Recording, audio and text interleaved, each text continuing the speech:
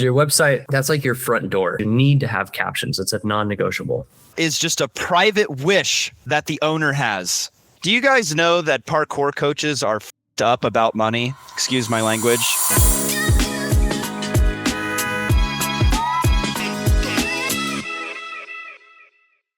Hey parkour business owners, it's me, Jimmy Davidson from Motion Mentors, and today I want to share with you a section of our event from the Parkour Industry Convention, PKINDYCON.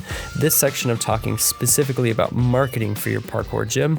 So that's everything from website to paid ads, to how you have it set up on the back end, to what do you do with the leads once you actually get your hands on them. My intention of this is to help parkour gym owners understand how to grow their community by getting the word out about their gym, getting more leads into their system so that you can get more membership sales.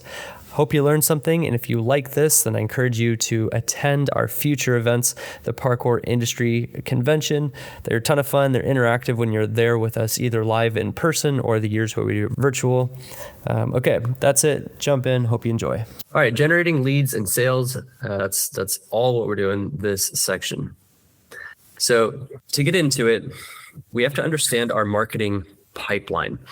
Where are our leads coming from? From what sources could they be coming from? And then what happens from there?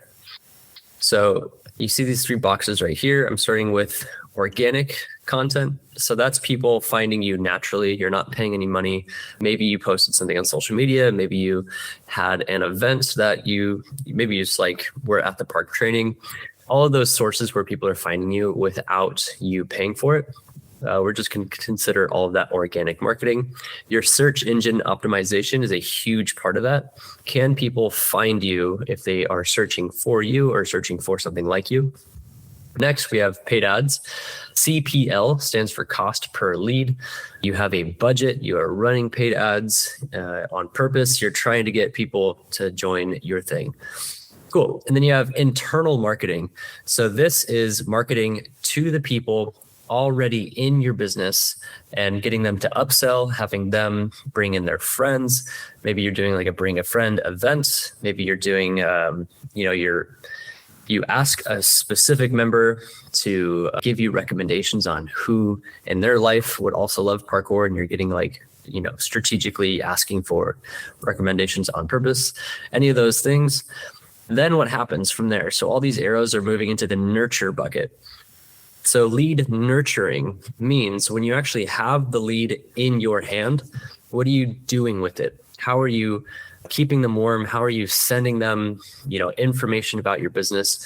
A lot of times this would look like them following your brand. So if they follow you on Instagram, that is you nurturing them, provided you actually post social media content. If you have a email sequence that kicks off once they complete your form online, and they start getting drip emails. And those emails are things like, what is parkour, or how is parkour competitive, or a competitive sport? What does parkour do to athletes? Does it make them better? Does it whatever? You're educating them, you're nurturing them. And then next we have outreach. Outreach is when you actually reach out to them. You're making a call, you're sending a text, you're sending an email, and you're trying to get a booking. And then eventually we have sales. And that's when they show up, you do an in-person sale, and you get the membership. Okay, so that is the marketing pipeline in a nutshell, and we're going to explore that as we continue forward. So when we are asked to get with a parkour gym and try to figure out what they need to do to improve, nearly every single time, you know what?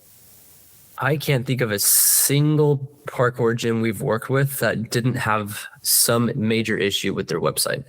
So every single gym we worked with so far has had a huge block on their website. And it's always the first thing that I look at, because your website, that's like your front door, right? It's the front door to your house. It's the front door to your gym.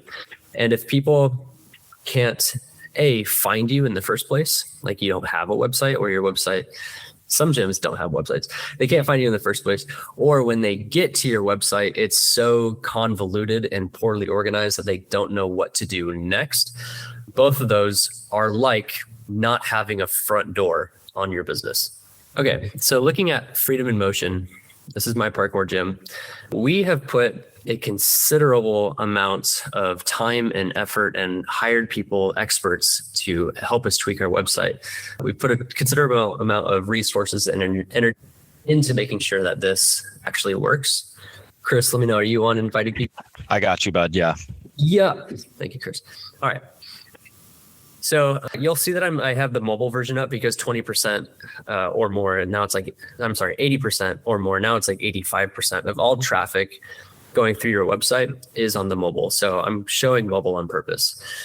If you guys were a new mom, you're a new dad, and you went to Freedom in Motion Gym, you found it somehow, and you wanted to try a class, what button do you think you would press? Someone come off the mic and tell me where you would specifically press. Is it the try button? You're right. Whoever said that, I think it was Scotty, send them a cookie and a check for $50,000 because you are totally right. It is the try a class button. And I hope that your brain didn't struggle that much to like really navigate my site to find that. That's the point. It should be easy and clear.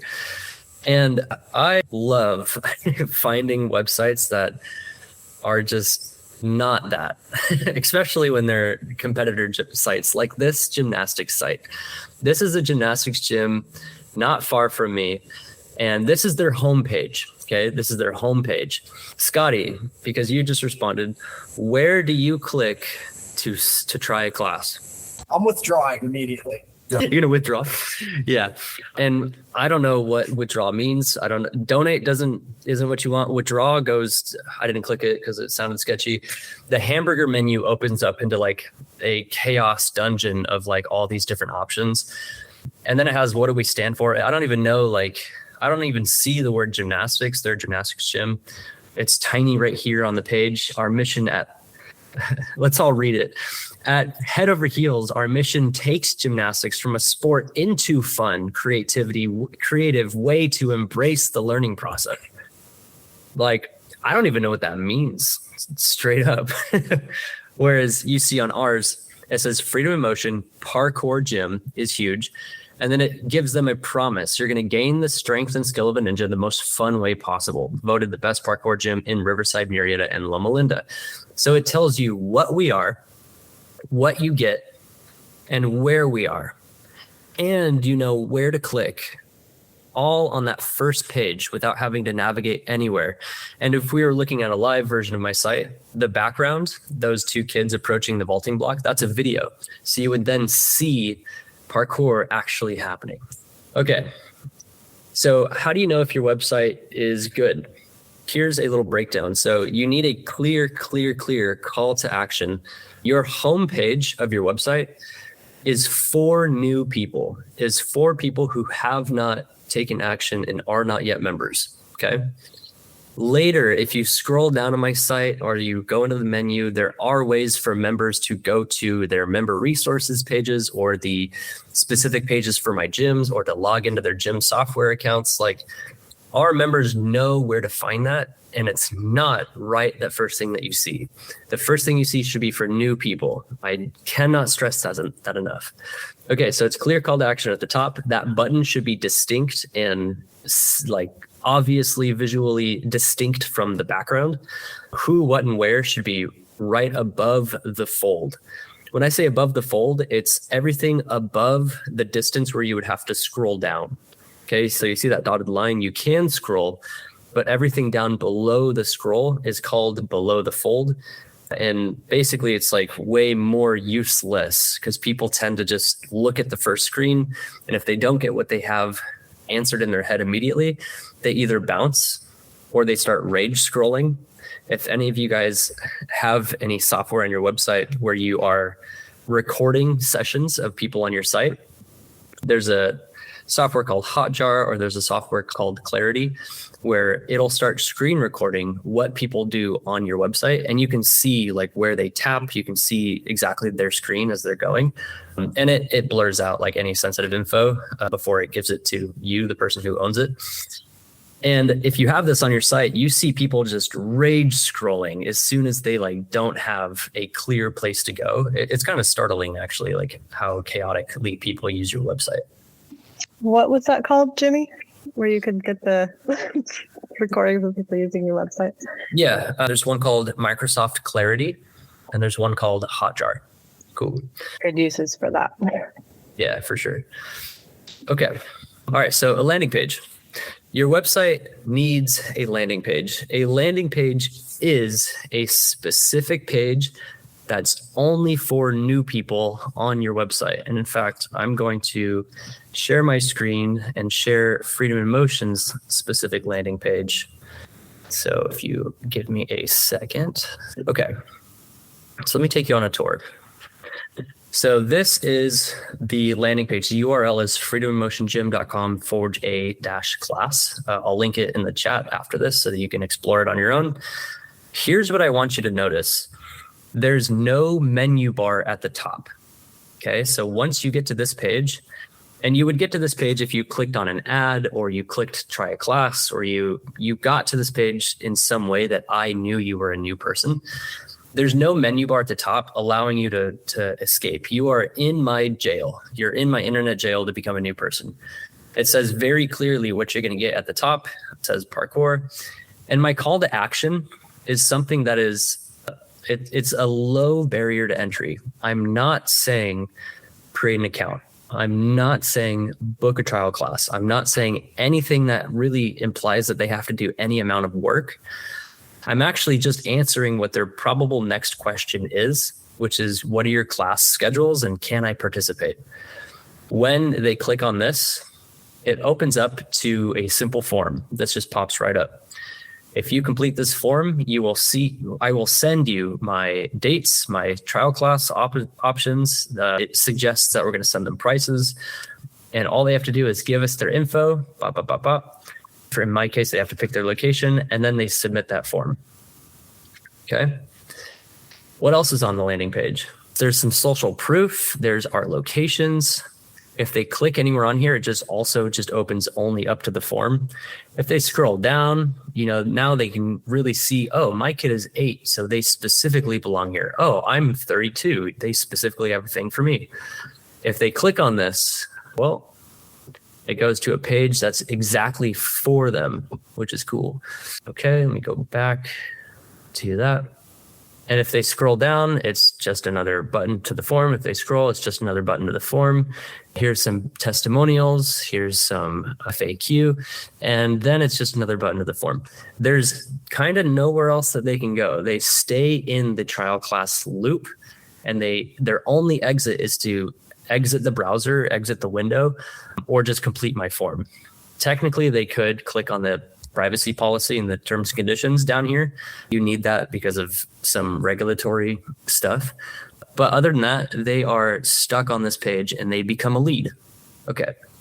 So that's your trial class page.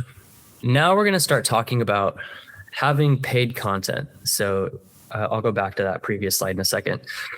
So we want to do paid content, paid ads, where we are getting people to click on our stuff and become leads in our system in a way that we can control. So we can control that by targeting. We can control that by how much money we are spending on the ads. And we can control that by looking at our results and pulling the levers. Am I going to spend more money? Am I not happy with the amount of results I'm getting? So I want to spend less money, but get more results. So, that gives me an action to do later. Okay, so it starts with having a solid video. And what people want to actually see in the videos are students in class, beginner level movement. It can't all just be like, so right here he's doing a flip. If your whole video is, Kong gainers and palm flips and corks, you're going to turn off a lot of parents. I promise you. It should be primarily beginner level movement. You should show coaches coaching alongside with the students, helping them do the stuff. It should show a clean, beautiful space. So here's my gym. You don't see that, stuff is breaking and burning in the background. It's not nasty. It looks like it's a pleasant place to be. If you're actually watching a real one of my ads, you would be listening to a voiceover with captions. A huge amount of people listen to or just like interact with your video with the sound off. So you need to have captions. It's a non-negotiable. Okay. And then your video ultimately tells them what to do next. Click on the button, do the thing. And then in my case, it always forwards to so that we can tell you our registration options and our schedule and all that. So that's the video. And how do you craft what you actually write in the post, or what do you actually say on the video? So here's this is an actual ad that I did run. I think I might even still be running it. It always starts with the hook at the top. There's a written hook and then there's the visual hook. Luckily for parkour, kids doing parkour, and especially if your captions are over the front of it and it says like kids in Los Angeles, kids in, New Haven, kids in specific city, where a parent would be like, oh my God, they just said my city, or I just read my city. And I'm watching kids do stuff that my kid would love. Okay, so it always starts with a hook. My hook is pointing right to the word parents. It says, parents know many kids spend hours, blah, blah, blah. So I'm talking to parents, and that's called a call out. You're calling out who you're talking to in your ad. So that might be parents, that might be parents with ADHD kids, that might be adults bored with their workouts, college students at, like Arizona State University, whatever. You get really specific with your call out in your hook. And then you move on to the pain point. So in this case, it's your kid is sitting around at home staring at screens during the holidays. Well, that sucks. You're going to push that pain point, whatever it is. And parkour, we have a lot of pain points that we can push for adults, for teens, for kids. There's a lot of stuff that parkour solves. And if it solves something, there's a pain point behind it. Okay. And then I'm moving into a mixture of that. My parkour gym is the solution, a mixture of what the heck is parkour anyway. I put social status in here. I say the best parents know that they can keep their kids active and healthy by introducing them to a sport. And then I go on to talk about parkour. The best parents know. So I'm telegraphing that you, dear reader, if you want to be one of the best parents, if you are a motivated parent who wants to invest in your kid, then, you're looking at my ad right here.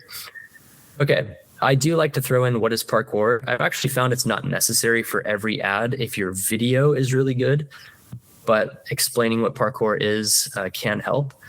And then there's a clear call to action. Click now to save your spot. Our program is very popular year round, so act now before your neighbors fill up our remaining spaces.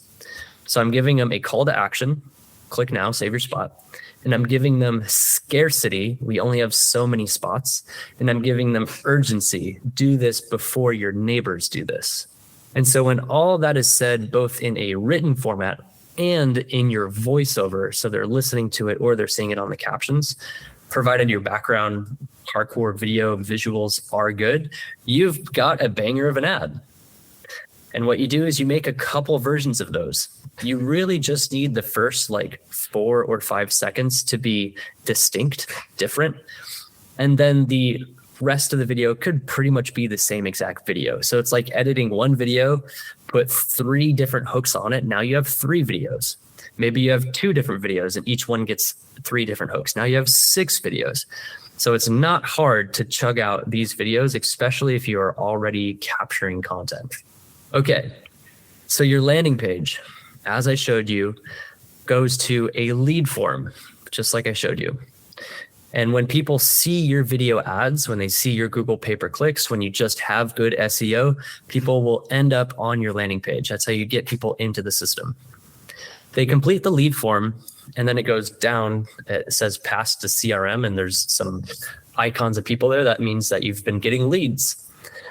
You're not done yet. So I've been talking about a good advertising strategy on our first session today. I said it's not enough just to boost your post. It's not enough just to have a video that goes viral.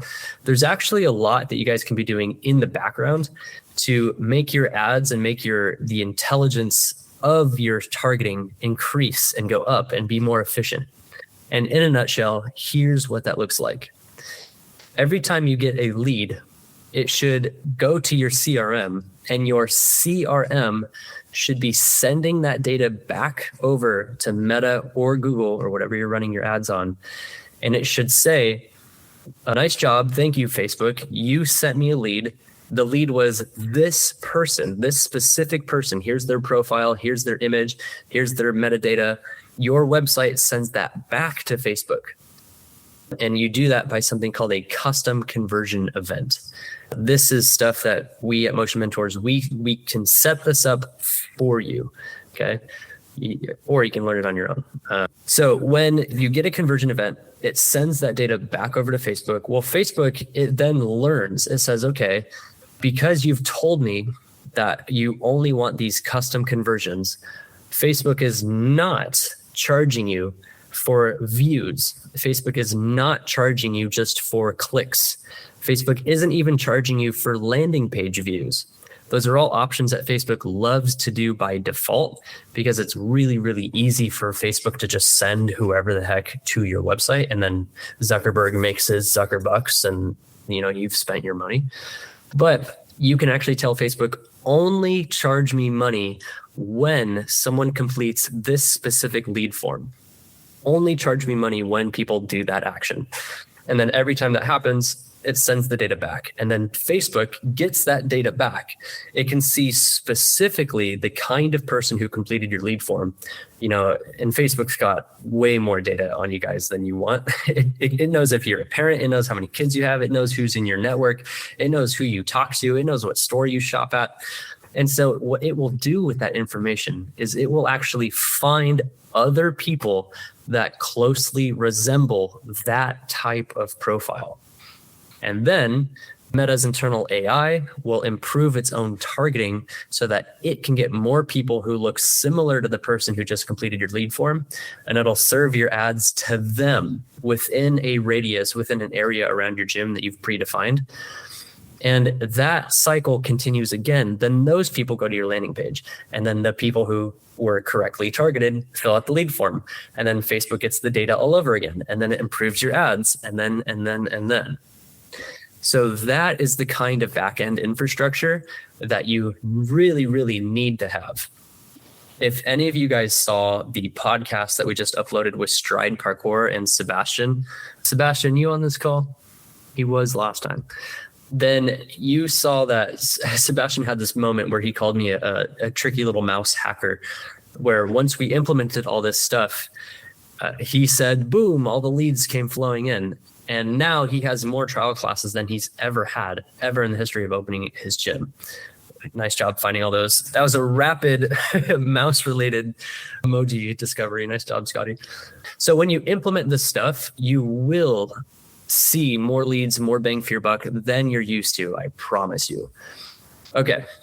Quick question on that one. Yeah. Sorry, does that depend on the ad that you're using or the landing page? Because you might have those 6 different ads that you made with the different hooks and therefore the different profiles. Mm-hmm. Does it take that into account with the targeting? If you set up your campaigns correctly, yeah. If on Facebook, you can have a campaign. Underneath the campaign, you can have an ad set, and underneath the ad set, you can have an individual ad. Depending on what you're trying to do with your different advertisements, like these ones are just for adults, these ones are just for kids, then you need to set up different types of campaigns or different types of ad sets. And if you do that correctly, and then you tell Facebook which ads are going to which landing pages that need what results, then each campaign can learn individually. But if you smooch them all together and you set it up incorrectly, then you could train Facebook incorrectly. So you do want to make sure you're setting it up with someone who knows what they're doing. Okay. So you would need different landing pages so that it sees those different ad campaigns, or can they all funnel to the same landing page? It depends on how different your avatar is that you're going for. So you see it's completely different, like parents versus, or adults versus parents of kids. Yeah, then you would want different stuff. Okay. Cool. Thanks. Yeah, and I'm going to take questions at the end, guys. So if you have questions, pop them into the chat. And towards the end of this, we'll do live questions and we'll do some live like sales role playing and stuff also. Okay. Leads. What happens when you actually get the leads? You have to organize them somehow. We've seen time and time again that gym owners will just sort of end up with a whole bunch of names and email addresses on their Facebook account or in maybe in their like Zen planner or some abyssal place.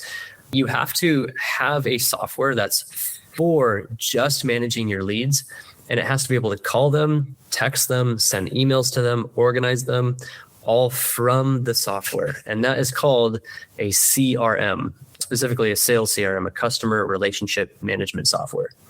In a second, I'll give you a tour of what mine looks like, and that'll give you a lot more context on what yours is going to need to look like if you want to be effective.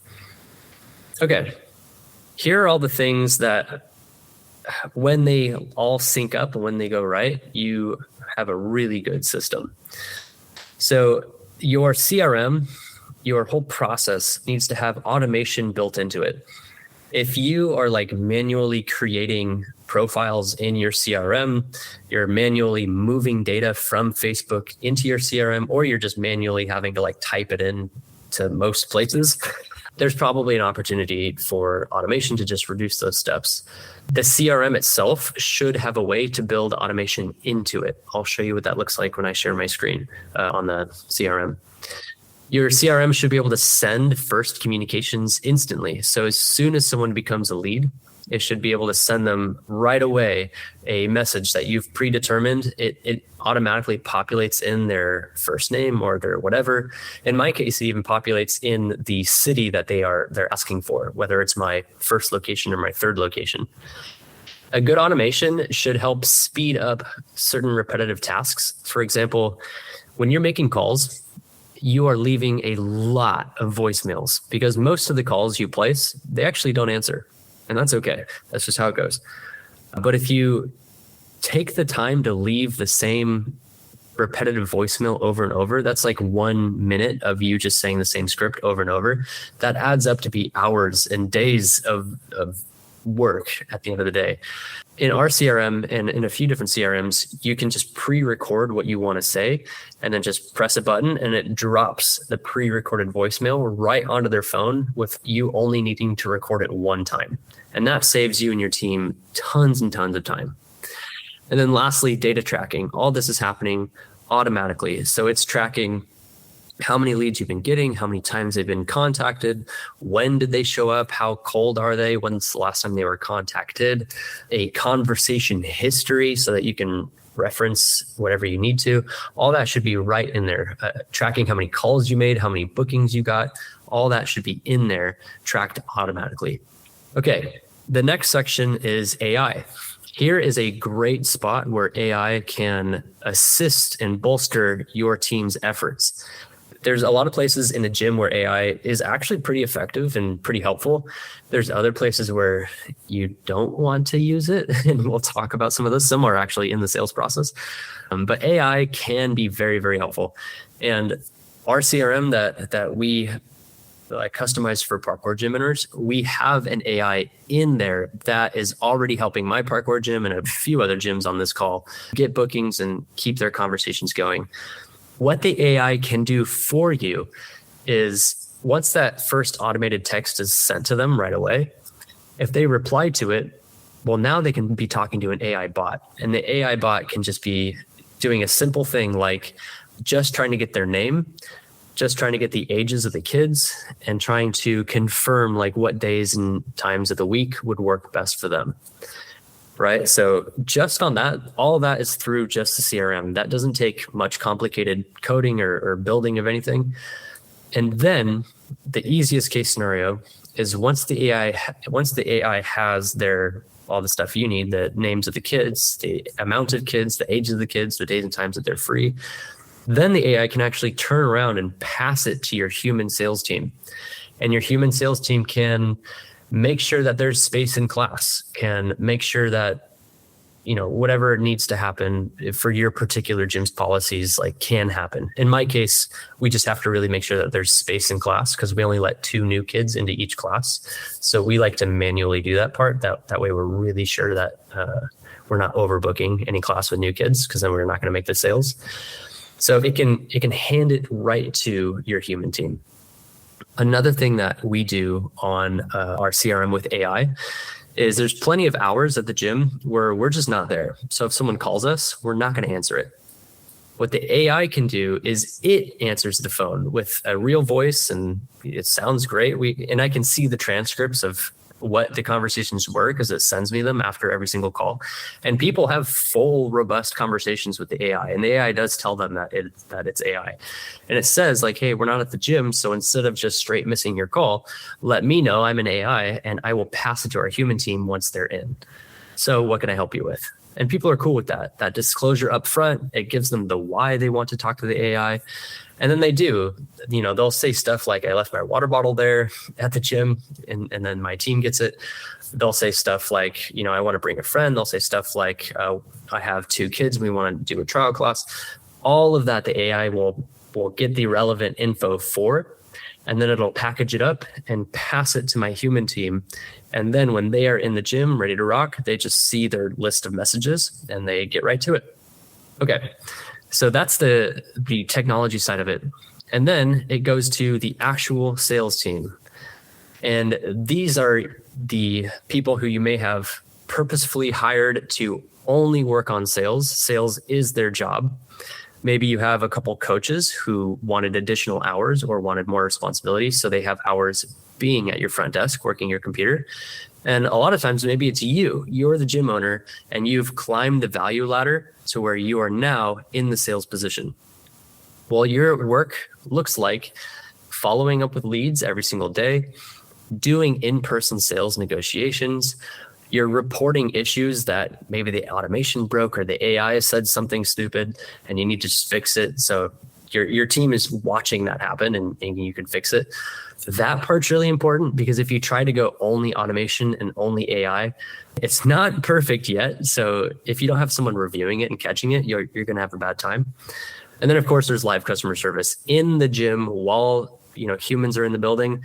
It's really nice to have an actual face, someone that knows the names of your kid, knows the goals and the interests of your kid, knows your name, realize that you weren't here last week and asks you what's going on, if everything's okay, celebrates when your kid levels up, and books those birthday parties, gets the kids from the level 3 program to join the competition team because they're asking about it.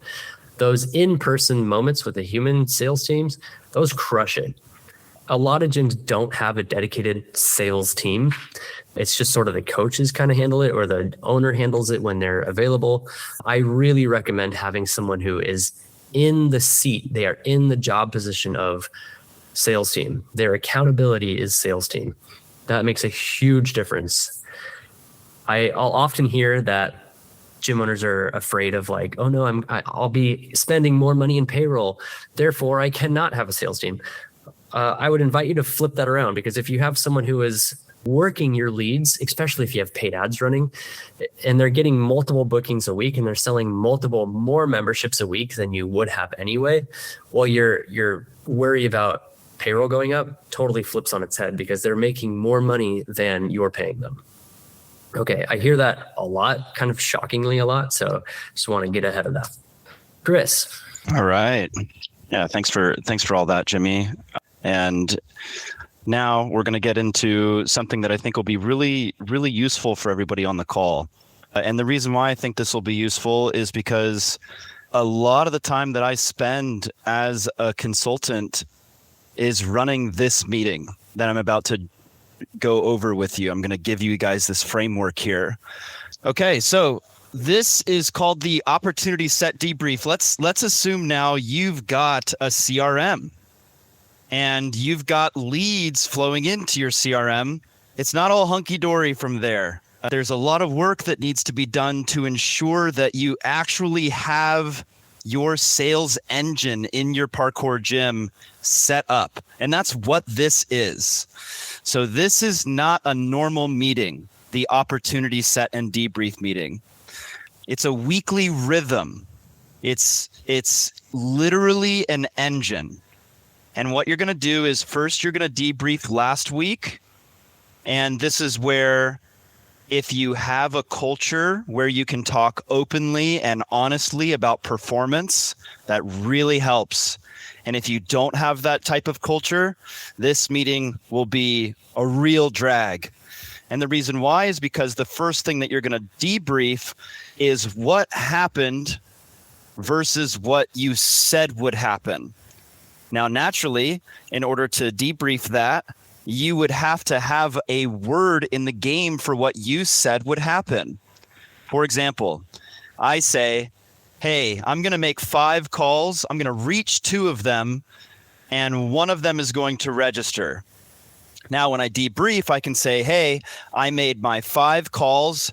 I reached 3 of them, and 2 of them registered. Or I made 1 call. I didn't reach anyone. No one registered. No matter what, you've given a word, then you're debriefing against that word. Then the opportunity set is creating literally what the future is going to look like from this point forward. It's naming the game for the week ahead. Ideally, you have the general manager here. You have whoever is responsible for sales here. And then that meeting is going to turn into a few different communications that have to go out to the staff as well. And you will see that. I've really come across, a lot of gyms, they get the CRM established. That's awesome. But then it runs on hope and memory. And boy, both of those things are really shitty engines. Hope and memory, that is. Okay, so let's get into, yes, rebellions are built on hope. And hope and hopelessness are 2 sides of the same coin. So wherever hope is in your business, I would be really, really brutal against informing that. All right, so let's talk about the debrief. This is a no blame conversation. Okay, so you're not out to play gotcha with anyone in the debrief. It is totally typical for someone to create a word in the game and say, hey, I'm going to make 20 calls, and for one reason or another, they only do 10, or they only do 15, or they said they would register 5 and they only register 1. So you want to be really careful about that. This is not a punitive conversation. All right. It's simply a debrief. The only question on the table is what happened versus what you said would happen last week. You are not hunting for people to punish. You're also not hunting for the gap, because the gap is actually going to be in the opportunity set. Okay. So the numbers that I run in a debrief is I look at the sales call completed against the sale call goal that I said we would have the week before. So someone said, hey, as a team, we have to do 50 calls this week. I literally just look at how many calls were made. The CRM tracks that very easily and plainly. We said we'd do 50. We did 50. That's it. We said we'd do 50. We did 30. That's it. You're just looking at what you said would happen versus what actually happened. Now, over time, if a pattern emerges, that may be something to address. But in this meeting, you're just recounting what happened versus what you said would happen. You're also looking at trials that no-showed, or they showed up to your gym and they didn't enroll, and which trials actually registered. And for those trials that showed up but didn't register or did not show up at all, you're also going to be creating a follow-up plan for that. Okay, that's going to be in the opportunity set. But in the debrief right here, you're just looking at, okay, last week we had 10 trials on the books. 6 of them showed up. 3 of them registered. 4 of them did not show up.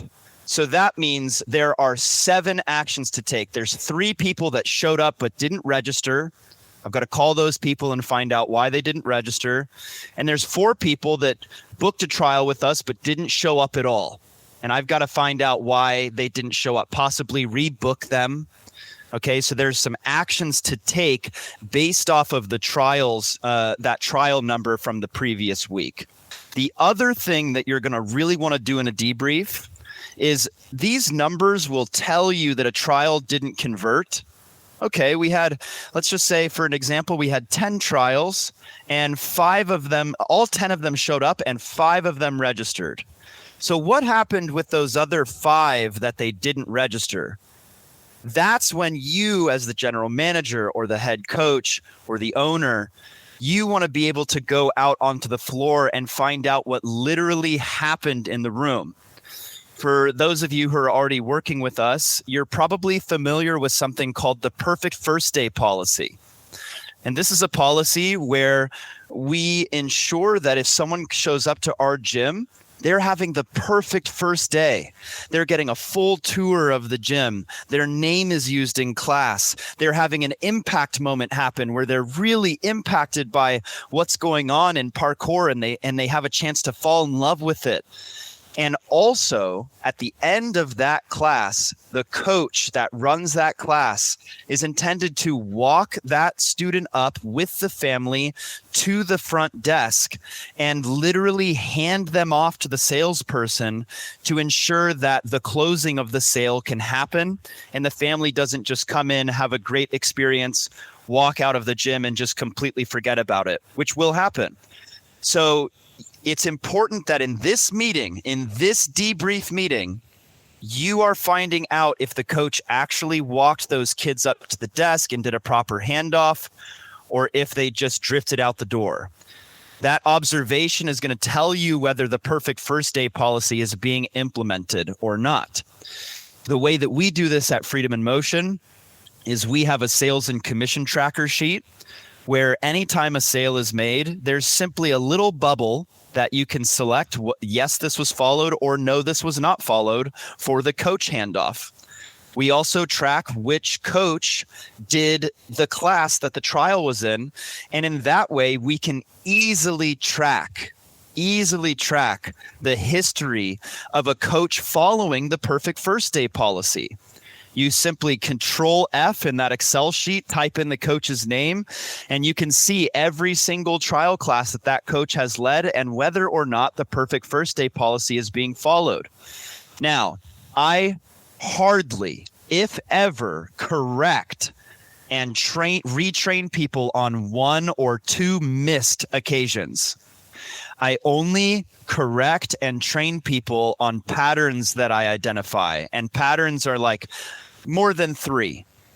You know, I look at a 4-week period. In that 4 weeks, more than 3 times this was missed. That's a pattern that's emerging. I'm going to want to address that, but it's going to be a waste of your time and energy to handle the one-offs. All right, and so that's going to tell you whether or not the perfect first day policy is being followed. Now, trials that don't convert are going to point to a follow-up plan that you need to establish. And so the debrief right now is informing you a little bit about the opportunity set that's coming up. So this is just a diagnostic. You're just looking at the gap between what you said you would do and what you actually did. A couple of questions you can ask in this meeting are, hey, what's going on here that trials haven't converted? Is the perfect first day policy happening? The people that are on the call should be able to account for this. Our coach is actually handing them off to sales. And hey, why are the call numbers so low? We promised 50 calls. This week it was only 10. What's exactly going on there? You just want to find that out. Okay, so that's the debrief. You're going to debrief the previous week. Then in the second half of the meeting, you're going to set the opportunity. Okay, we're flipping from backwards to forwards here. And you want to start with the game for the week. No vague intentions for what is going on. An actual number framed as a game that every person in the gym is playing. If you take absolutely nothing else from this whole section other than every week make a game for registrations and inform the whole staff on that game, you will be miles ahead of almost every parkour gym in the world, really. If you just say, hey, the game for this week is 3 registrations. The coaches know it, the sales team knows it, the general manager knows it, and everybody's informed of that game. This is the part that makes it work. When the front desk knows that number, they're going to treat a walk-in differently. Oh, this is our chance to fulfill on the game. You're going to treat cancellations differently. You're going to treat trials differently if everyone's playing that game. I'm telling you, this is a key to just radicalizing the growth in your gym. Okay. When your sales team knows that number, they're going to prioritize the right calls. A game that nobody knows about is just a private wish that the owner has. Now, here's something very important. In the opportunity set, one of the first things you're going to look at is the trials that are booked for the week, and you're going to find the concentration of trials. That might look like, hey, we have 7 trials booked this week. 3 of them are on Wednesday, 2 of them are on Friday, and then there's 1 on Saturday, 1 on Sunday. Okay, so there's my 7. My 3, I just identified where that concentration was. Where's the cluster? And you want to know where that is, because that is going to change how you prepare the staff and how you inform the staff. So in this meeting, I look, where's the largest concentration of trials? Oh, I know it's on Wednesday. Oh, I know Jeff coaches on Wednesday. I'm immediately going to send a message to Jeff and say, hey, Jeff, you've got 3 new students on Wednesday. You've got Adrian, you've got Jeremy, and you've got Ian. And these 3 kids are coming from this school. The parent already filled out that they want their kids to have more confidence. They want them to have more friends. And so the coach is now prepared to tailor that experience to these 3 kids that are coming in. So that's really, really important that you do that you identify the largest concentration of trials and you inform the staff. That is non-negotiable. It also will help, that touch point right there will also help you enforce the perfect first day policy. You've now gotten to that coach. They know 3 are in their class or 2 are in their class, and they know that handoff is super important. Now, here is the move that I often take as a consultant. And if you can just get this down, you will have a really revved up sales engine in your business. And that is, if there's not enough trials booked to hit the game, you don't just accept that. You have to ask, do we have enough leads to create those trials? And if the trials are short, then the work always moves 1 stage upstream to lead generation and booking. You never sit around and wait for the week to happen. So this is the pipeline logic, really the logic of it. You always solve 1 stage upstream of the shortfall. So if registrations are short, then you look at the trials that are booked. If your trial bookings are short, you look at your leads. That single rule is going to turn your panicked, bad week into a week of clear action, because you always know which of the 3 levers you are actually pulling. Okay, that's super important. Now you can imagine, for every 3 trials that you have booked, if your perfect first day policy is really good, if for every 3 trials you book, you can expect 1 registration. For every 10 calls you make, you can expect to reach 1 person. For every 5 people you reach, you can expect to book 1 trial. So you can start to see that this is actually simple math. If I want to book 5 trials, I need to reach this many people, which is going to take this many calls. Do I have that many leads in my system? Is this a marketing issue? Or is this a reaching people issue? Is this an action issue?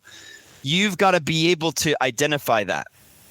Okay. So again, opportunity set is, here's the game, guys. The game is 2 registrations. We have 7 trials booked. The largest concentration of trials is on Wednesday. So that means if we rock Wednesday, we will meet our game. If we don't meet our game on Wednesday, we've got 2 other opportunities. Here's the other 2 opportunities. Okay, so that's if you have the opportunity set. If you reach your opportunity set and you realize we don't have enough trials or we don't have enough leads, well, now the conversation is about, all right, let's get a short-term action plan going to call people, to book people. And if it's a leads issue, it's, man, maybe we've got to address our marketing here. I can all but guarantee that if your marketing is going the way that Jimmy just laid out here, it will never be a leads issue for you. It will never be a leads issue. You should have tons of leads. Now, this last piece, I was really, really committed that this was really powerful for you. Okay, so let me tell you, this is something else that I do with teams all the time. I'm about to give you a sales director level meeting that you can do with your CRM. Let's say you're a gym that has a CRM and your leads are backed up, or your team isn't really fulfilling on them. Okay, here's a short-term action plan. This is when leads are piling up untouched. You need a focused sprint. Okay, you need a team. You need to know where you're calling from. You need a clear game on that and a date in the calendar to close the loop. And this is what that looks like. This is very simple. I recommend screenshotting this for your team. Okay, number one, you get your team together. You say, yep, me and Zach and Jimmy and Ian, us four, we are the sales team that are calling in the short-term action plan. That is exactly who's on the team, just these four people. Okay, and you may need to wrangle in. I just did this with a gym 2 days ago where we had to kind of see what coaches have the ability to make calls. What coaches have that cross training. It's that dire that we need to create a larger team. From there, you determine the buckets you're calling from. You look at your CRM and you say, okay, we have 65 uncontacted new leads, 35 in contacted attempt 1, and 120 people in our expressed interest column. Okay, so that right there, you got to say, which of the buckets are you calling through? Then what you do is you assign leads to specific team members. Hey, we've got 100 leads to call through. I'm going to do these 20. Scotty will do these 20. Jimmy will do these 20. Ian will do these 20. And you literally go in the CRM and you assign them to those team members. Then you create your word in the game. I am going to call all 20 of these people. I will reach 7 of them, and I will register 2 of them into new memberships. And everybody declares their game. Everybody declares their game. We all know, yes, I'm saying I will call this many people. I will reach this many people. I will register this many people or book this many people in trials. Then you have everyone create one 1-hour occasion in Google Calendar, and you put those occasions in Google Calendar and you invite everyone on the team to that occasion. So me, Jimmy, Zach, Scotty, Ian, all 5 of us, we are going to put our occasion in the calendar. We're going to call it short-term action plan. Then we are going to put in the notes my word for the game, 20 calls, 7 reached, 3 booked. And then everyone can see when that is happening and what I said would happen. And then in this opportunity set meeting, we create when we're debriefing that. Hey, it's Monday. We're all creating the occasions right now. The next time we're meeting is 7 days from now on Monday, and we will debrief the action plan. And then you follow this structure. You debrief that action plan, and then you create the opportunity set for the next week. You debrief that action plan, you create the opportunity set for the next week. And if you are in dire straits with your CRM, which I know a lot of you are because I can see them, you create this short-term action plan and you follow this. You get your team together, you say where you're calling from, you assign the leads, everyone says what is going to be accomplished, you put it on the calendar, and then you debrief it. So that you can have everything going right that Jimmy just talked about. You can have the most poppin' CRM and hundreds of leads, and some of you do, and none of it makes any difference if you are not debriefing and creating the opportunity set and actively tending to your leads. All right, that's what I got for this section, Jimmy. I'm going to pass it back on over to you. Yeah. All right. Thanks, everybody. And we did get a question. We're going to reach that question and any other questions at the end, and we will for sure have time for those questions. Okay, so I want to actually give you a quick tour of my CRM, and my point here is so that you can see what a CRM must have. Okay, all right, jumping in. Okay, so this is a CRM that we have built for parkour gyms. Okay, if you sign up for this CRM for your parkour gym, outdoor coaching practice, or whatever, it comes already set up with a lot of the automations I'm about to talk to you about with the AI bot. I can build it for you. And anyway, just get that. Okay, it's just going to look like a lot, but it comes prepackaged. Either way, whether you build this yourself or you go find a new one, or you just create this into a Google spreadsheet, this is what you need to have. So on this first page, we're looking at our pipeline for all new members, our new leads. So you can see that it says new member or new lead right here. This is our pipeline. So it starts from new lead, and then it goes to contact 1, and then it goes to contact 2, contact 3, contact 4. And that means these new people, we have 5 new leads for this particular location at this current moment. So this is after my team had been working on this morning. We have 5 leads left to get to. This one says summer camp. Oh, we got 3 summer camps. Cool. 4 summer camps. Nice.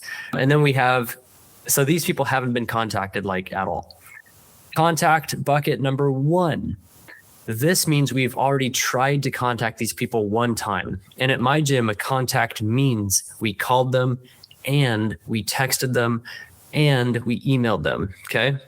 So it's not just a text. It drives me crazy when gyms only text their leads. Do not only text your leads, call them too. Oh my gosh. Okay, sorry. And then contact 2 is we've tried to contact them twice. Contact 3, we've tried to do it 3 times.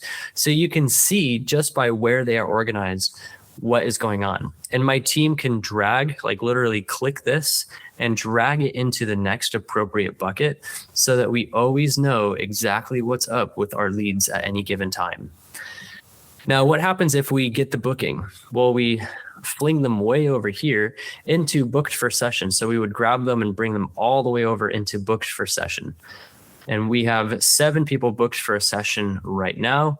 You can see that they have these dates assigned to them. That's like, when is their session? They have these tasks. A task is like literally, what thing do we have to do? I'm adding a new task. My task is call them. The date is specific date. I can assign any of my sales team. We have quite a big sales team going on here. And then you assign it. I'm not going to do that though, because my team would be upset. Okay. If they visited but didn't register, meaning you have to call them and try to sell over the phone, you could move them into that bucket. So my team knows exactly what's up with that. If they need to reschedule, there's a bucket for that. And there's a bucket for nearly everything. And there's a way to leave tasks. And there's a way to make appointments. There's a way to leave notes. There's a way to tag your fellow team members so everyone knows exactly what's going on. Let's say I want to actually call this person. So let's click right into you. Cool. So I can call this person straight from my computer right here. If I click this button, I will be on a phone call with them. So I'm not going to do that. And then down here, I can send them an email. I can send them an SMS, all sorts of stuff from this right here. So right here, if I wanted to switch to SMS, cool. Now I'm SMSing them. Sweet. I can also see my entire conversational history with them. Oh, actually, you see this little sparkle right here? That means my AI bot was doing this. This was generated by conversational AI. So you can see my AI is actually the first person having this full conversation with this person. And then my guy Dalen picked it up. Great. So then Dalen picked it up, and hopefully Dalen, and Jess. We have multiple team members responding to this person. And you can see how that's going to result in more people actually getting the booking, which is pretty tight. Okay, so in a nutshell, that is like the fundamental basic of what you need your pipeline, your whole CRM to do. I have multiple gym locations, so we have multiple pipelines. So if I want to jump into Murrieta, my other location, well, that team has a whole separate pipeline. And the teams can all interact with each other too. So that's nice if you're moving into business stage 3, 4, 5, and you're getting into those different pipelines and locations and stuff. Okay, I talked about building AI agents.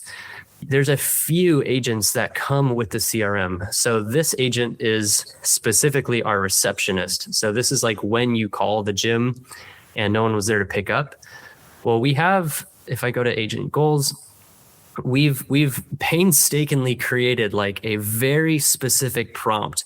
Like, look at how long this prompt is. And so it knows exactly what to do. It's connected to a knowledge base, and I will build this for you. And I'll talk to you guys later about how to actually do all this if you use our platform. And if you don't, you can build it for yourself somewhere. Okay. And then conversational AIs. Now we have AIs that are doing the chatting. So we have a few different agents deployed in our system that are doing the chatting. All right. So that's the gist of it. The other thing I said that's really important is the automation. So much of your business can be automated. It can just happen with something triggering it, and then the different steps happen all on its own magically. So if we look at, let's look at this one. So when someone becomes a new lead, what happens to them? Well, this automation kicks off. And sorry if this looks really technical. I just need you guys to see like what is possible with good technology. Depending on which form they completed, different stuff can happen. It assigns them a tag, it assigns them a user, it then sends the first SMS, it auto-populates their first name. Yep, that's all it auto-populates, and then it says all this other stuff. It checks to see if they responded. If they did not respond, it can send this follow-up text that I actually turned off because I have my AI doing it. So, and if I wanted to add any other steps, I can add all sorts of these different steps. Like, it's kind of nuts. If you guys use WhatsApp, if you guys use some third-party stuff, holy moly. Here's that voicemail. I can automatically drop a voicemail. It can go to Slack and create you guys Slack notices and stuff like that. Okay, cool. You may have noticed we've got quite a lot of automations because I just like this kind of stuff. I really like saving myself time. I really like not having to do the same work over and over and over. So I kind of became a nerd on automations. And then the other stuff the CRM can do, it can be your social media management platform. You don't have to pay for Buffer. You don't have to pay for Hootstreet. You don't have to pay for these things that, like, if I wanted to make a post right now, look at all these ways I can post. I can post to all of my Google My Businesses pages and all of my social media pages, all from right here. I don't even have to like go and mess around on TikTok. So that's nice. If I wanted to do my email marketing, I don't have to pay for MailChimp. I don't have to pay for Constant Contact. I can just create my campaign right here with my templates I've already created and that already come with your account. All right, cool. So you guys get the idea. That is what a powerful CRM should be able to do. And when you have that technology hooked up to those kinds of ads that just kick butt with a sales team that is being led, leadership, keyword, led with leadership, where they are being held accountable for making their calls, getting their bookings. Someone is looking at the system so that when things break and are exploding and left to die and rot, someone is saying, oh no, we need to have an opportunity debrief call and actually get ourselves on the same page to get caught up and to get results on the board. And when you do, this is going to sound crazy, when you do all of that, your gym grows on purpose. Your gym grows on purpose, and it's sick. And then more people discover parkour. That is when you are bringing people in to get that juice of what parkour is all about. You are bringing kids in to discover that they are capable of doing hard things, that they can become an athlete. And when you have this system, the system is a factory of creating kids who are athletes that can accomplish whatever they want in life. When that is your business, well, then you have no problem selling a membership. You don't even have like an emotional, "Ooh, I don't want to be a salesperson," ooh, because you're looking at this result that you're creating, and it's pretty dang awesome. Okay, let me get back to my thing over here. Yeah, Okay. and also a CRM and the meeting that I was talking about, we're really committed, Jimmy and I, that you walk away from this from PKINDYCON with actionable steps. But we know that this is like a lot to take on and a lot to do and to do it well. And so just keep in mind and consider that this is what consulting looks like between myself and Jimmy, is actually being on the court, managing your CRM, running your opportunity set debrief meetings. I run for Swift Movement, I run their opportunity set debrief meeting every single week. And I train the staff in that as well. So just keep in mind, you can do this alone and you should try to implement a lot of this, but also we're here to help you. And you can book a free call with us at any time and we'll hop into any of this with you and point you in the right direction and really just like help train up your team at the same time. Yeah. Cool. Okay. So I didn't even show you that the CRM has all these reporting features, but you can see them on the screenshot. You can see like all sorts of stats. You can even have the system automatically email you a report of the stats that you want to see whenever you want, which is pretty cool. If you scan this QR code, you can get to the page where you can sign up for our CRM. I do free onboarding, free training of it. I'll build out anything that you want to have built out. It's pretty tight. There's that. If you're watching this on your phone and you can't scan that, just ask me later for the link. Okay, cool. Moving on. Show what's next. Luckily, we actually found organically a conversation with my AI, so we can kind of jump past this stage. But yep, the AI can have conversations for you. It's pretty tight. Frankly, the AI itself will pay for the whole system.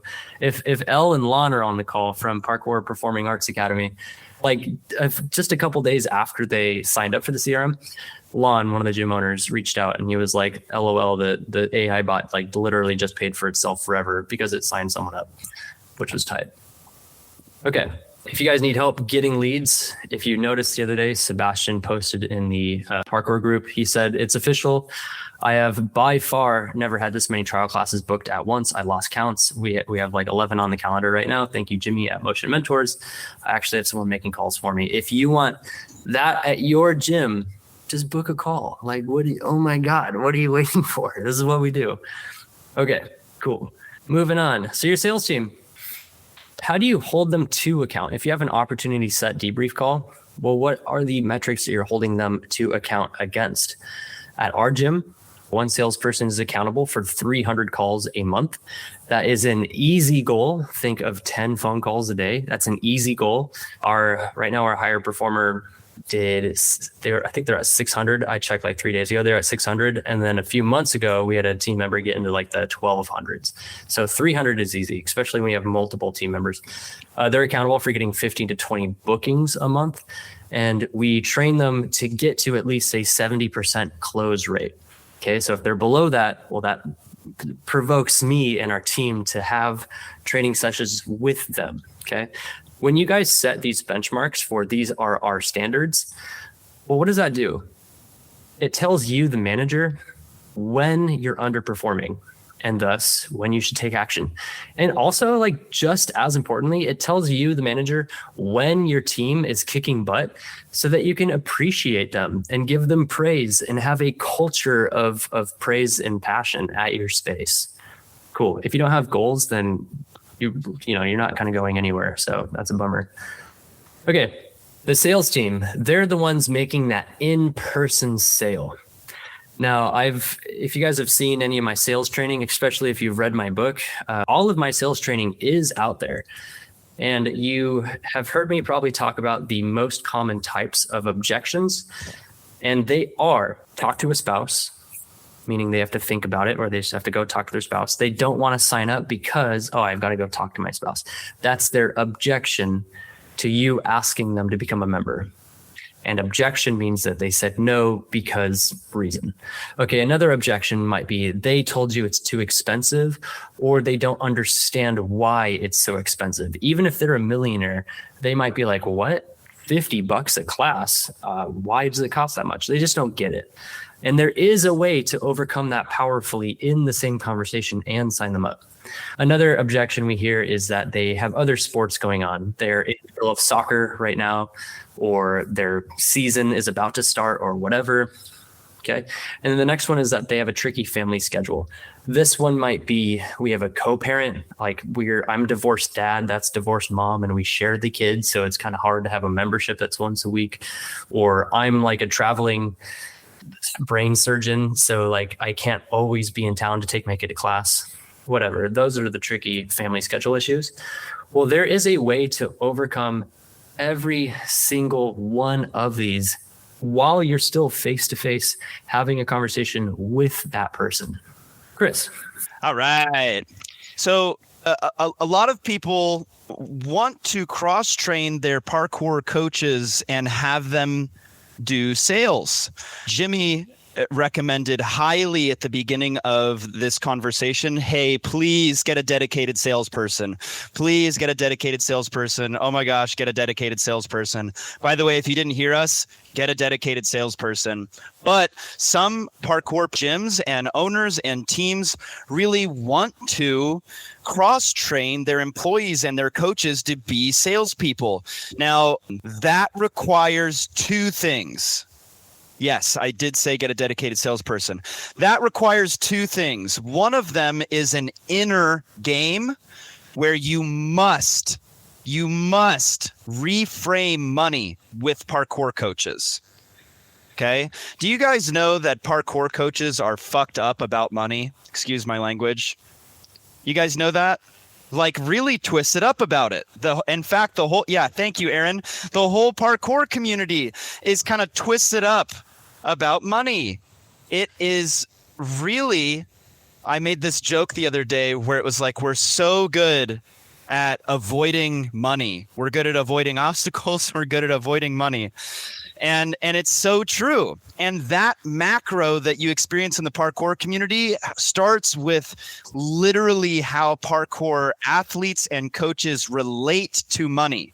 So you've got to combat that first and foremost. And the way that you do that is you've got to reframe money in a conversation with them. You have to say, hey, you are not asking for money. You are offering access to the thing that changed your life. And also, I like to be particularly violent to this type of mentality.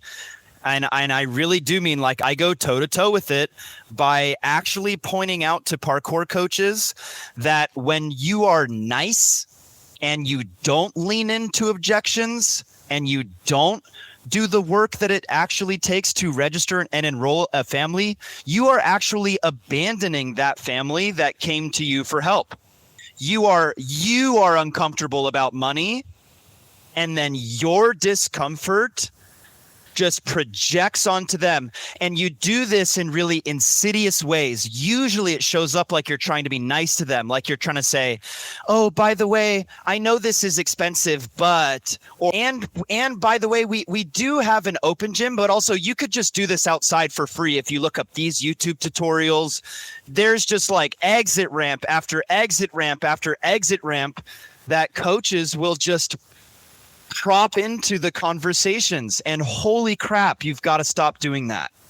And you've got to actually confront that you are doing a disservice to that family. That family saw an ad, filled out a form, booked a trial, paid for it, did a class with you, and that coach is going to stare them straight in the face and tell them, thanks for coming.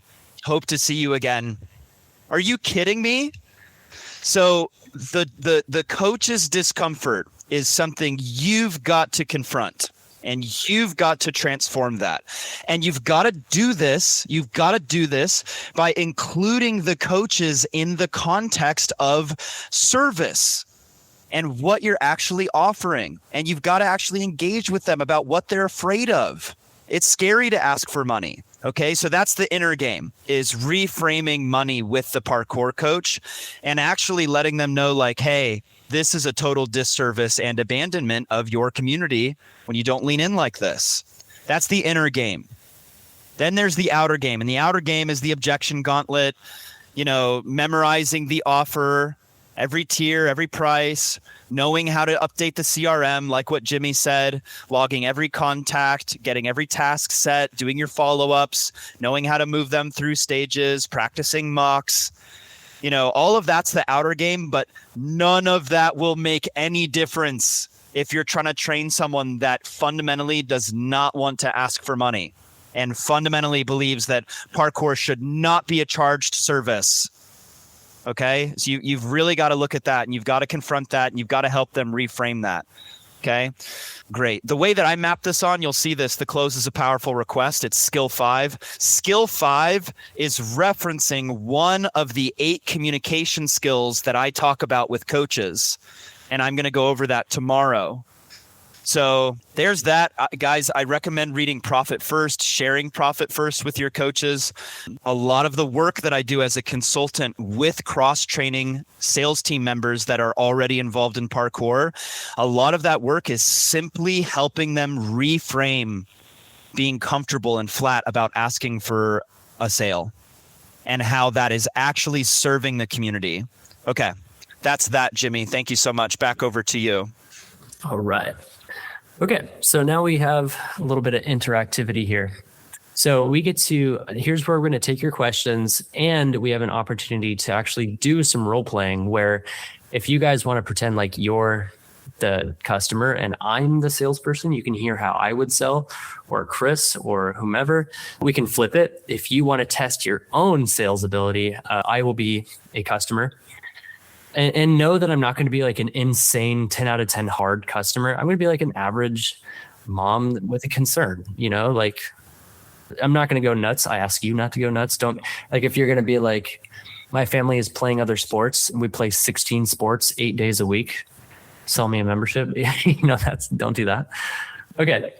So while we get into that, we had one question, and the question was, if you have multiple trial classes, how do you sell a membership?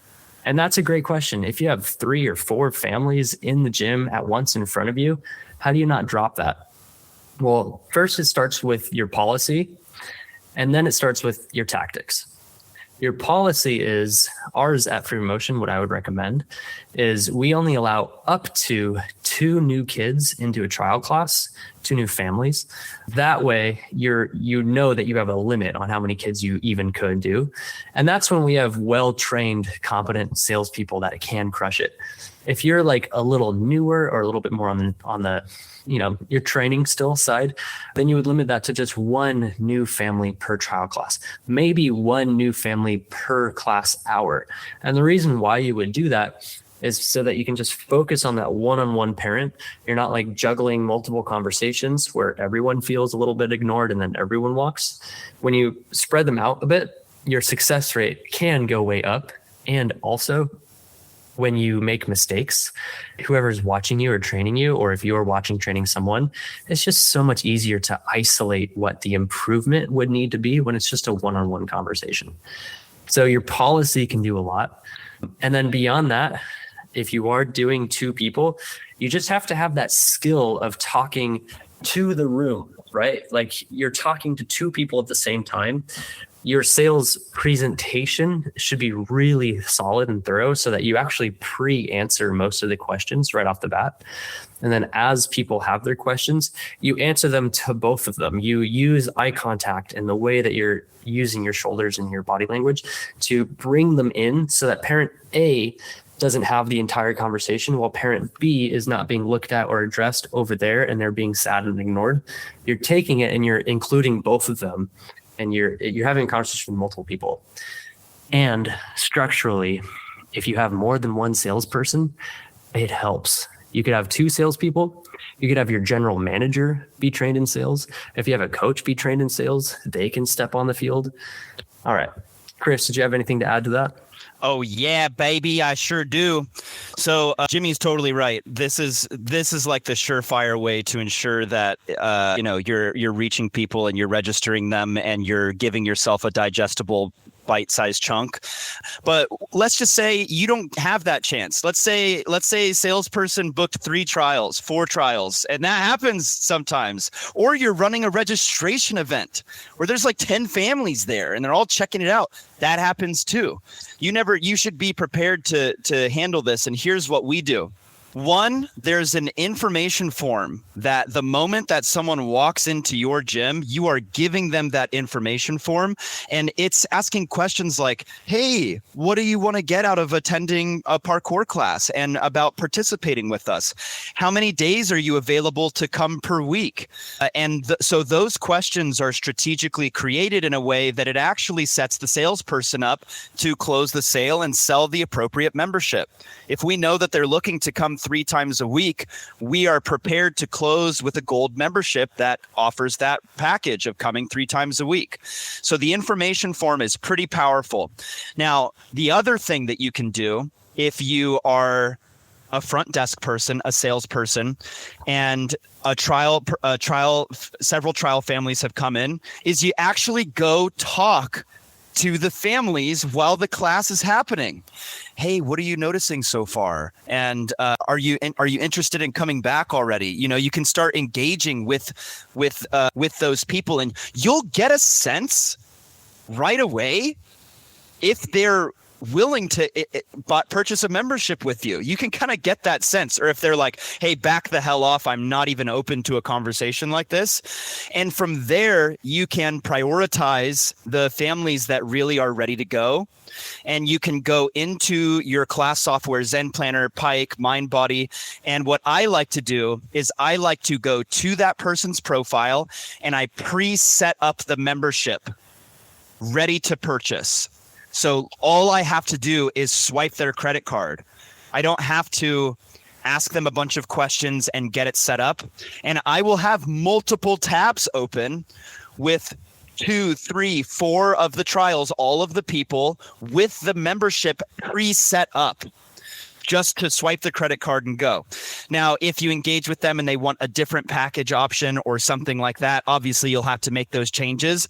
But I personally have sold multiple memberships on the floor in crunch time, 10 minutes between the next class happening and checking in a bunch of other students, by using the information form, engaging with the parents during the class and just gauging their interest, prioritizing the people that are ready to go and they're just ready to hand you their credit card, and then setting up my system, Pike, MindBody, Zen Planner, with those packages that I'm going to try to sell them based off their information form. So that way I only have to swipe their card. So it all comes down to pre-planning and preparation and a little bit of engagement. And that's if all else fails and you didn't follow the policy that Jimmy just laid out, or you have multiple people for some reason to register. Those are all tactics that work.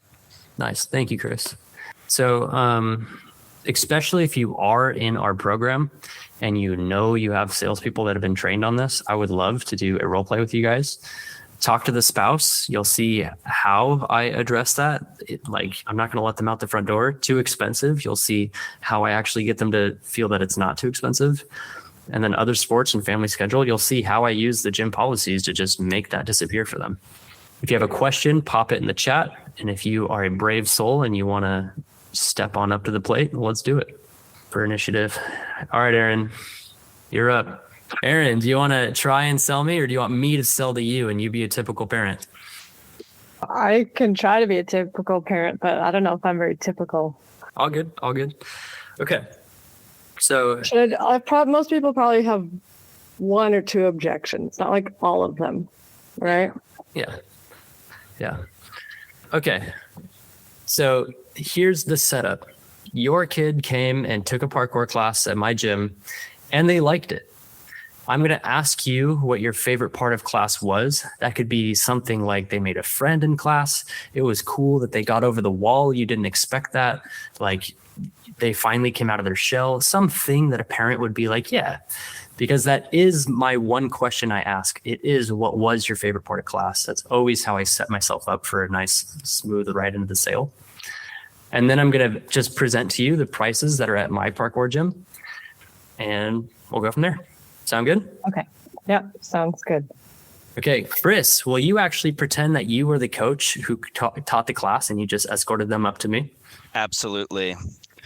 Oh man, that was such a great class. Little Jeremy here did fantastic. His balance was exceptional, especially for his first time trying parkour. And he walked in with a little bit of hesitation and fear, but by the end he was really confident. I loved seeing him here, and I think that he'd be a great fit for our level 1 classes. And this is our salesperson, Jimmy, and he's here to answer any questions that you may have about the schedule or about pricing. But do you have any questions for me before I hand you off? No, I think that was great. Okay, wonderful. Well, thank you so much for coming. And here's Jimmy. He can answer any questions you have about the schedule or the price. And Chris, you'll see him next week, right? I would love to see him next week. Yeah, so we have our coaches will always like fist bump the kid and be like, I'm going to see you in class next week, right, little Jeremy? And then they'll, do that. Okay, and then I take over. Okay, guys, I'm glad to hear that class was awesome. Jeremy, nice job out there. Aaron, what was your favorite part of class? Jeremy, go talk to your dad for a second. I liked seeing Jeremy being competent. Usually he can't even kick a soccer ball and his balance is really bad. So I really liked seeing him actually succeed at something physically. Yeah. It's really cool for me to see as a mom. That touches my heart for sure. I feel like I kind of fell into that bucket when I first started parkour. I didn't really vibe with many sports. So seeing like a kid, like your kid, Jeremy, come in and just get that this is a place for play and expression, and we're not demanding that he be good at kicking the ball into the net. I'm really glad that he was able to like blossom. And frankly, that over a couple of sessions, you'll notice that will be his pathway to finally discovering himself as an athlete. And he'll get there because it's fun and because he feels like he belongs here. And I'm really glad that you saw that in today's class. Okay. Like Coach Chris said, we would love to see Jeremy back next week so that your kid can just keep getting that deeper sense of confidence and belonging. So let me go ahead and show you what I would recommend. Okay. It's already Saturday. You guys are here at 2:30. Does this time usually work for you? I think another day of the week might work better for regular attendance. Okay, cool. Yeah. What other days of the week are you free? Tuesday afternoons. Usually. Okay, Tuesday afternoon. We have a 3, 4, and 5 o'clock class. How's the 4 o'clock for you? I think we could make the 4 o'clock. Sweet. Okay, so we have Tuesdays. What other days of the week might be good for you guys? Just so I can show you what's available. I don't know. At this point, we're pretty busy, so I think I can really only commit to one day until I look further into this. Okay, got it. So one day a week, we do have a couple classes in a row, and we have a few different classes you guys can take. So let me show you our silver membership. So now I'm showing you the price. Our silver membership gets you 2 classes a week, and how you guys could do that is 2 classes back to back. And we also have an open gym. So if you wanted to, you could spend up to 3 hours here. But those 2 classes will really accelerate how quickly you both learn and make friends and develop a relationship with the coach. The kids who come twice a week are the kids who just like really fall in love with the sport and frankly like crush it after just a couple weeks. So the twice a week class is $249 every 4 weeks. It comes with our $2 open gym access. It comes with a guest pass every month so that you guys can bring a friend for free so that he can grow his own parkour community. Okay, so that's if you pay every 4 weeks. We also have this way where you can pay every 12 weeks. So you pay less often. Here's that price. You pay less often. So instead of every 4 weeks, you pay every 12 weeks. And it's the exact same price, but you just pay, in bigger chunks. So that one is $747. Okay, cool. So that's if you pay every 3 months. This one's if you pay every 4 weeks. They're totally the same price. The reason why you would want to do the 12-week one is because we actually give you $200 in account credit. You could use that for our upcoming summer camps. Basically gets you a free summer camp. You can use that for our birthday parties. You could use that for our clothing. We got all this clothing over here. You can basically just pick like 6 things that you want to take home for free right now. You get all that for free. Okay, so which one would you like to do? Paying every 4 weeks or paying every 12 weeks and the $200 in credit? Can I set this on a recurring payment so I don't have to actually log in and pay? Yeah, we prefer you do. You can put your card on here. You can put a few cards if you want. You can put your bank number into here, so it's ACH. Whatever way works best for you, and then it'll rebill every Monday on either a 4-week or a 12-week cycle. Okay, so this is by week, not by month. So if I do 12 weeks, it's every 12 weeks, not every 4 or 3 months. Yeah, right? It feels like 3 months, but technically every 12th Monday. Yeah. That makes sense because there's 52 weeks in a year, not 48. So we'll go with 12 weeks. 12. All right, cool. Sweet. I didn't even have an objection. All right. Sold the membership right there. Well, I haven't asked for the money.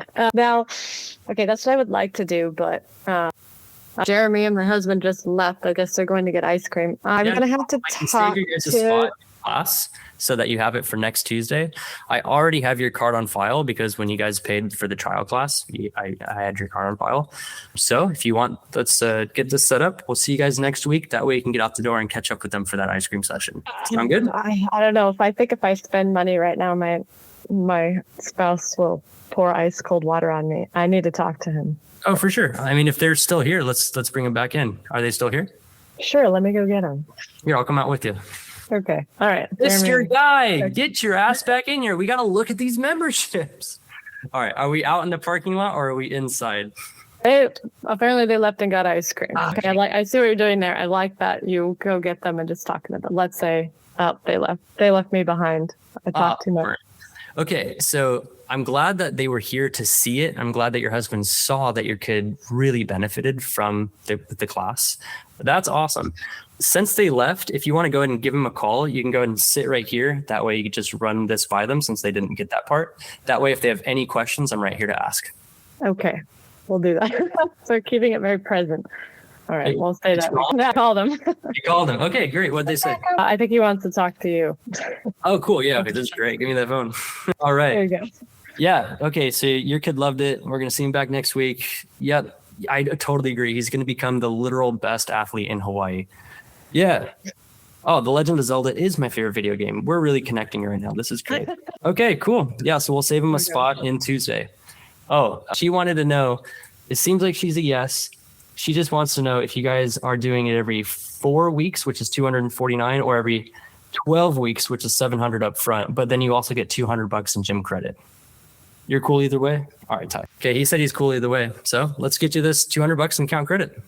Okay. Cool. I want to go get ice cream. All right, we did it. If I can talk to the other person, that's like I basically win, you know? Yeah. Okay, cool. And then I assume if you can't get them part of this conversation right now, then you'll reach out to them as part of the CRM. Let's go down that path. You need to talk to your husband. He doesn't answer. Okay. So tell me he didn't answer. He didn't answer. Oh, okay. He Got ate ice cream alone with the child. Yeah. Well, you'll catch up with him. So I don't want you guys to not be on the same page. I understand that you want to make sure you run this by him, if I'm understanding that correctly. Since he didn't answer the phone, here's what I can do for you. You might have noticed on the bottom of my page here, it actually says there's a $99 sign-up fee and a $99 registration fee. But we actually waive both of those things on the first day. And this $200 credit that you said you wanted, we only do that on the first day. So there's actually $400 that I want to give you. And a way that I can do that, and you can talk to your husband, is we have a 7-day money back guarantee. So let's get your spot saved in this Tuesday for next week. And then you guys have a whole week to talk about it. That way you go home, you get the ice cream, and I don't know, let's say he hates it or whatever. You can just give me a call back or a text and I'll just refund you, no questions asked. And at the maximum, you guys come into that next class, make sure he loves it all over again. We'll just go from there. So you can talk to him and get all these savings. Sound fair? Sounds good. All right, you're good. Got me. Gotcha. Okay, so what did I do? I followed all of our like set it up well policies. I pitched you by saying, do you want this or this? I did not say, do you want a membership? I assumed you for sure do. And I said, which one do you want? And then when you needed to talk to your spouse, I said, no problem. Go ahead and talk to him. Take out your phone, sit right there. That way I'm right here if you have any questions. That didn't work. So then I said, okay, I want to make sure you still can talk to your spouse. And I want to make sure you don't have to pay an extra $400. So here's how I can be of maximum service and give you everything you're saying you need with my 7-day money back guarantee. And then my close was, sound fair? And it does sound fair, right? So unless you totally change up what you're saying you need to talk about, most people are like, okay, yeah. Okay, thank you, Aaron. Everyone, emojis for Aaron. Woohoo! All right, appreciated. Okay, did anyone have any questions that came up on that? You can pop them in the chat. Or if anyone wants to take a different approach, be the parent at me being the salesperson, or we can flip it if you want to test your skills. Me or Chris can be the parent and you be the salesperson. Hey, Jimmy, would you briefly touch on why just the structure of charging per 4 weeks instead of per month, and what that kind of saves you in terms of money that you would get in revenue? Is that something you can touch on real quick? Yeah, for sure. So there's 52 weeks in a year. Okay. There's 12 months in a year. If you charge by month, you're charging the same amount every single month, which means the only month you charge all days for is only February. Every day past the 28th, the 29th, the 30th, and the 31st, you're giving all of those days away for free. And when you times that by 11, that's literally a whole month's worth of days, because it's, basically 2 or 3 times 11 months. So a whole 30-ish days. You're giving a whole month away for free. And if you switch to weekly billing, you're billing Monday to Monday, which captures every single day of the year. You actually end up making 8% more revenue. So if you were making $100K in a month, by just switching how you bill, you make $108,000 every single month, which is pretty sweet. That's why, yeah. Awesome. And then we have Zach is willing to be a difficult parent. Cool. All right. This sounds like a gauntlet. So Zach, this might be the last one. And then we are going to do the USPK call at 3. So Zach, you're the parent, right? Yeah, I've actually got something after this. So if we could get this done quick while he's getting his shoes on. Oh, you're jumping right into it. Okay, Chris, deliver him to me. Hey, this is Jimmy. This is Zach. Zach, this is Jimmy. Zach's son, Isaac, did a fantastic job in class and really just knocked it out of the park. My favorite part was watching him run up the wall. And I saw Zach's eyes go wide, like didn't even expect that from him. I'll see you next week, right? Fist bump. Awesome. And Jimmy's here to answer any questions you may have about the schedule or pricing. Yeah, for sure. What are the prices? Yeah, I'll show you all that. Let me ask you a couple questions to know what to show you, because I don't want to show you stuff that's useless. And to start, what was your favorite part of class? Yeah, I mean, I'm just happy that he's not hating physical activity. He's kind of been a pain to get to go anywhere. So, I mean, that's the thing, but Ah, awesome.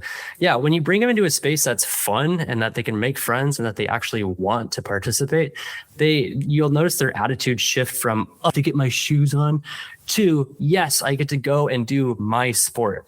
So, Mr. Zach, if you want to have a kid that's passionate about a sport that they feel like is their sport, that's what we're all about. Okay. For sure.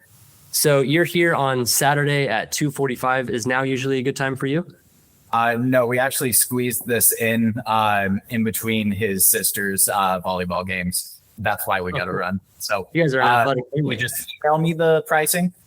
Yeah. Did you say you guys have to run? Okay. We can do this quick because there's actually stuff. I mean, there's like $400 that you'll have to pay in addition to if you walk out the door. But let me just do this fast and I can honor that you guys have to get out the door. Okay. All right. What days of the week work for you? Probably Tuesday. Tuesday. Any other days? I mean, I'd have to see your schedule again to be sure, but right now it's looking like a no. Okay, cool. We have like pretty much every day, but let's just lock in on Tuesday and make this easy for you. We have a 3, 4, 5, and a 6 p.m. So and there's space in all those. So let me show you what I'd recommend. Okay, we'll do this quick. Okay, so it'd be our silver membership. So this is 2 classes. You guys can come to 2 classes back to back if that works for you guys. And of course, that's like how you make your kid a killer athlete, is by getting them enough lessons. I'm sure your daughter would benefit from even more volleyball, right? So this is going to be your kid's sport, your son's sport. And getting them twice into a class is what's going to create that for them. It's $249 every 4 weeks. It comes with a bunch of stuff like guest passes and open gyms, but I can tell you that the next time that you're in, you get a lot of extra stuff. There's 2 ways to pay for it. You guys could either do every 4 weeks, it's $249, or every 12 weeks, it's $747. And this one gets you $200 in extra credit for like summer camps and stuff like that. Okay, quick. It's been a while. I'm sorry. What was that? We've already got our summer camps booked for the year. I appreciate it though. We're up. It's almost June. Yeah, I mean, you could do birthday parties. You could just give this to your other kid. You could do clothing. You can do a bunch of stuff on it. Sure. All right, which one do you guys want to do? I mean, I'm gonna have to think about it. I'm gonna have to talk to my wife. So can I just shoot you a text? Here, do you have your wife's number? I can give her a call real quick. Yeah, no, she's in, what is it called? It's like a bouquet making class. This was part of the deal. Like, she was gonna go do her thing. We were doing ours. Like, that's, yeah. Okay, never mind about that then. So we have this 7-day money back guarantee. And if you guys do sign up, I can waive this $99 sign up fee and this annual registration fee. If you guys come back, you're going to have to pay that. It's another $200. And this $200, I can give it to you if you do this type of membership. You have 7 days to tell me if this works or if it doesn't work. If it doesn't work, I'm going to refund all this, no questions asked. I already have your card on file. I can save your spot into next Tuesday so we can make this quick. You talk to your wife, bring her in next time when you guys have the time. Sound good? Yeah, I appreciate the expedience with the whole, like, I'll just charge your card thing. But like, realistically, I'm not even sure, like, if this, I want to say is worth it. I'm sure, like, this is your life's work is great. That's awesome. But like, realistically, like $250 for jumping around on stuff, like he does that at the park all the time. So like, I'm going to have to think about it. Dude, I totally hear you, but I want to shift how you're looking at it. You told me, Zach, that this was the only time where your kid was stoked to be here. This isn't just jumping on stuff. This is your kid having the experience that they are transforming into an athlete. To me, that's worth it. And like, it looked like it was very worth it to your kid. Yeah, I mean, like, every activity that he does, he looks like he's going to enjoy it. And then like a weekend, maybe 2 weeks, it ends up being a pain in the ass to drag him here. Like, I'm just being straight up with you. Like, I don't want to say, like, we haven't like gotten any testing done or anything, but like every activity that we've done, and we've done several, it just becomes a pain right off the bat. So I'm not sure if he's committed. I'm going to have to think about it. Okay. All right. Last one I'll give you. I'm going to make our 70 money back guarantee extended to 2 weeks because you just said that it might be a 2-week window. And I'm going to throw in a private lesson so that we can have him evaluated for if he'd do better in our ADHD classes or in private lessons. Sound fair? That does sound fair. All right. All right. Get out the door. You got to get your ivory card on file. I gotta think about it. That's sick. Okay. What did you guys notice? I'm curious if you actually ever end up using the $99 registration fee or the setup fee, because essentially those are like ways of telling people to buy right now or pay more. Yeah. I also noticed that you're flexible with things. Like, it's a 7-day money back guarantee, but you want to get the sale. So you extend it for somebody who thinks that in 2 weeks their kid won't be into it. Yep. And that's something I would take notes on our system so that it doesn't mess up the rest of my team. And I could just throw in that private lesson because as a salesperson, I just can do that. Sebastian, did you want to add something to that? Who raised your hand and then said nothing? Sebastian, you scallywag. All right. What up, A-Lutz? Hi, Jimmy.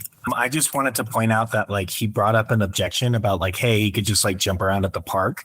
And your response to that was to give him like something that he said himself that was positive about his experience at the gym, because he was making like a false equivalency when he was trying to get out of something, as opposed to actually seeing like the value of the thing that he already came and paid you for. Yes. Yeah. So this goes into the, that was a too expensive / value objection. He didn't see the value of what I was offering. He saw it as, I'm just going to jump on stuff. But I know, and coaches, you know, that the real value of being at a parkour gym is your coaches and how they are a mentor for the students and how we can help kids discover that they are athletes capable of doing hard things, that they can make friends and blossom into like the next version of themselves here. And that doesn't just spontaneously happen like picking your nose at a park. And especially if that parent gave me a little inkling of like, that's actually why, guys, I ask for what was your favorite part of class, because that's just ammo that I'm putting in my pocket. If I can flip that for them. And the way I did was, well, oh my gosh, you said that this happened for your kid. That's valuable to me. Isn't that valuable to you, Zach? And if Zach is like a monster, he's going to be like, whatever, my kid's an idiot. But because Zach is a dad and I framed it as your kid finally gets the juice. Don't you want the juice? Zach would be a monster if he said no. So the way you pitch or the way you ask that final little like, don't you see the value in that, can really get them there with you. So nice job pointing that one out. That's a great one. Okay. I don't see any other questions. I'm back. Sorry. Scallywag, what up? Yeah, I clicked to talk and it was like, you have to get permission to, I don't know, from your device. Anyways, what I noticed was that you remembered what he said about what the value was. Like, you asked him, I think it was maybe you asked him what his favorite part was. He said something. And so you kind of held him accountable to what he said, where you're like, actually, you don't believe it's just jumping around on boxes. Yeah. Yep. If you can remember all the things, which is just down to training, like a little bit of memory practice, and you because you know the possible objections, because you know the possible future paths this conversation can go, you know what to hold on to in the beginning of the conversation, because you're like, oh yeah, I can use that if it goes down this path. Totally. Okay. We got 8 minutes. Mitchell, yeah, you want to jump right into that you guys are playing other sports? We'll just skip the whole Chris part. I do. I wanted to give an opportunity to Allison and call out some of our values and maybe take this as well. If not, I can definitely do it, Allison. Yeah, bring it up, Allison. You scallywag. Mitchell, could you repeat what you just said? I couldn't actually understand you. Do you want to do this one or do you want me to? I get really nervous. Could you do it?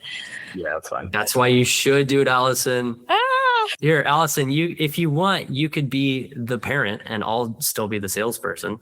Okay, I'll be the parent then. All right, Tyler. Okay, which one do you want to buy, this or this? Your objection is too many sports. Oh, yeah. We got, we're in swimming. It just started and baseball schedule hasn't come out yet. So we've got a lot of stuff that we're balancing right now. So we really don't have any free time. Oh, well, first of all, that's super cool that you guys are an athletic family. I'm glad to hear that. And I'm really confident that parkour is like an incredible cross-training sport. So when you guys are off season, or if you sneak this in around your classes, I know that, swimming is huge for the upper body and, kind of a lot. Parkour is going to fill in those other gaps that you're not going to get as a swimmer. That's going to help your kid just become an incredible athlete. So with that, what days of the week are you already doing swim?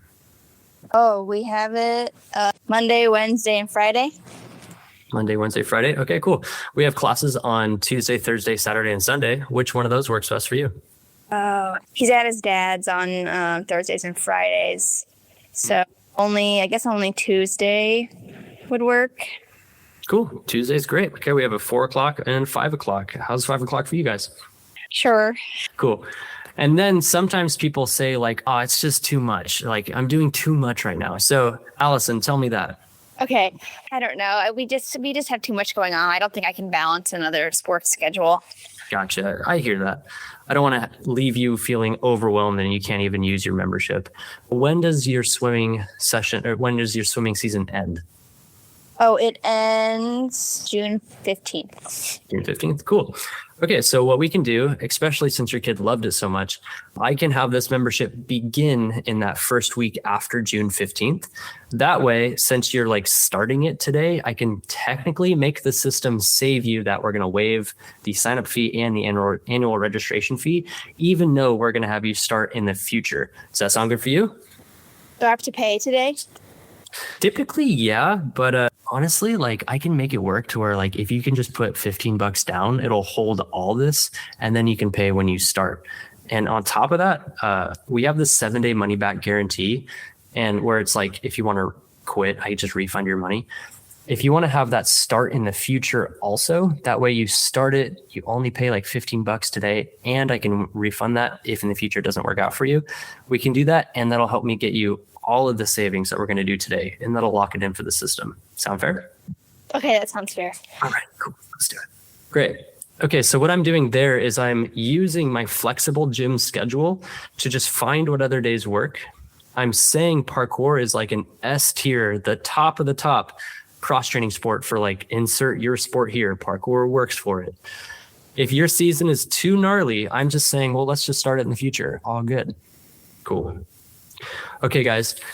So what I do when gyms fly me out and I am in their gym in person doing these scenarios is I do 3 days, 4 hours a day of going through how am I making this pitch? Because the way I pitched it is actually a very specific thing.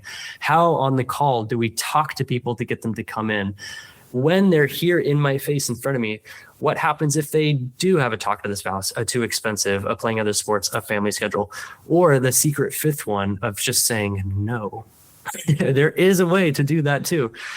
I train these sales teams on how to do that. If you're in our mentorship program, so Allison, I've met you a couple times in the past, and Allison and I have had one-on-one calls. Well, actually, I guess Mitchell was there. 1-on-2 calls where we are practicing these things live just together. That's what we do for the gyms in our program.